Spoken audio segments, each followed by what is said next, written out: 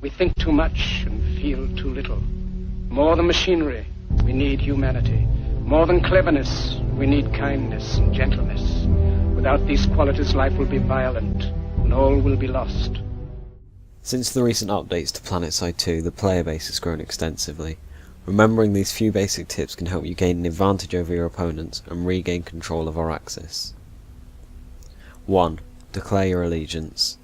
In Planetside 2 there are 3 factions. The Terran Republic are the government that work to preserve law and order through oppressing the colonial citizens. Their weapons use conventional designs with fast firing rates, large ammo capacities and low impact damage. The New Conglomerate are a band of dissidents who oppose the oppression of the Terran Republic. Led by outcasts, pirates, and former military leaders, they seek to overthrow the Terran Republic and gain control of the Empire. The Vanu Sovereignty is the most technologically advanced faction. They used alien technology in their effort to uncover the secrets of our axis, and will uncover these secrets by any means necessary. You should choose the faction that your friends have chosen, as it's easy to get overwhelmed when entering a battle with hundreds of players. 2. Squad up. Once you've declared your allegiance, it's time to enter the battle. It's important to remember that in order to play with your friends, you have to be in the same faction and join the same server. Once in the server, you'll want to go straight to the menu and form your squad. You can do this by entering your friends' character names here. Once you've formed your squad, you're awarded several new options. These include the ability to spawn on the squad leader and to set squad waypoints, as well as have your friends highlighted in yellow.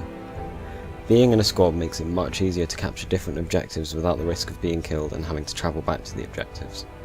When playing in a squad, it's recommended that each member chooses a different class. You'll want at least one medic, as they have the ability to heal and revive the rest of the squad. It's also recommended that you have an infiltrator and a light assault player, as flanking can be important when capturing objectives. 3. Know your map. Now you're in a squad, it's time to join the fight. When you press M, you'll see a map showing the different sectors highlighted in the colours of the factions that occupy them. Your aim is to gain control of the continent by capturing the objectives seen on the map. In order to capture these objectives, they have to be adjacent to sectors that you already occupy. When highlighting the sectors on the map, you'll see the number of enemies and the number of allies that occupy them. If you're wanting to join a large fight, then look for sectors with the explosion effects over them. And if you're wanting to capture objectives easily, then look for the sectors with the minimum number of enemies. Now you've decided which sector to travel to, you can either set a waypoint by right-clicking and selecting Set Personal Waypoint, or you can choose to redeploy and deploy at the closest occupied territory to minimise the travel time. 4. Choose your class. Before you spawn, you're able to choose which class you want to play. The classes are split into 2 main sections, Stealth Soldiers and Frontline Soldiers. Infiltrator is the first stealth class. As Infiltrator, you'll have exclusive access to sniper rifles and cloaking. This class relies on precision shooting and the element of surprise to take out enemies and capture objectives. By cloaking, you're nearly invisible to enemies. This allows you to easily flank behind enemy lines and avoid the large amount of soldiers at the front line. Light Assault is the second stealth class.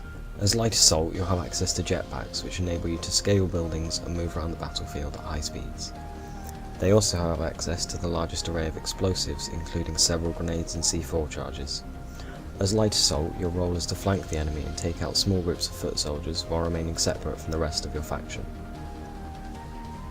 Heavy Assault is the first frontline class. As Heavy Assault, you're the only class capable of carrying light machine guns and heavy weapons. You also have exosuit armor and personal shields, awarding you with one of the highest health ratings in the battle. As Heavy Assault, your role is to break down the enemy lines and take down enemy vehicles. Combat Medic is a second frontline class. As Medic, your role is to heal members of your team with a medical applicator and to revive fallen players. Medics also have a strong starting rifle, meaning they can easily hold their own in a firefight while waiting for reinforcements to arrive. Every squad needs a medic as they keep the rest of the team alive. Engineer is the third frontline class. As Engineer, your role is to engage in vehicle assaults and repairs, as well as setting up defensive zones and leading attacks on enemy bases. Engineers are one of the most versatile classes, as they function effectively in most forms of combat and can easily hold their own against vehicles. Max is the final frontline class. While wearing a max suit, your role is to provide the frontline assault against the enemy. With heavy shielding and large health supplies, you'll be able to engage multiple enemies without requiring constant healing. As a max, you'll also boast high-power, low-recoil weapons that can be strong against infantry and a variety of vehicles. Your only downfall is a reduced mobility and strong reliance on friendly engineers. Now you've set up your squad, character and class, it's time to start capturing objectives. From your spawn room you can run up to one of the 3 vehicle terminals to either get land vehicles, small air vehicles or the galaxy. I suggest choosing a small air vehicle when travelling to objectives as they're incredibly quick. Alternatively, you can choose to redeploy and hit instant action, spawn on squad, or select an area on the map you hold and click deploy. Once you arrive at the objective you want to capture, you have to think about how you want to approach the capture point.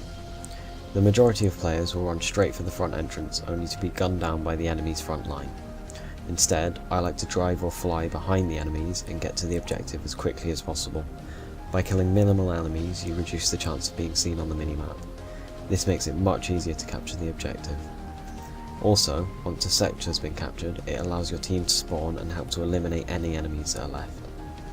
Now you've captured one sector, it's time to capture the rest, so continue fighting for your empire and keep earning those certs. Thanks for watching.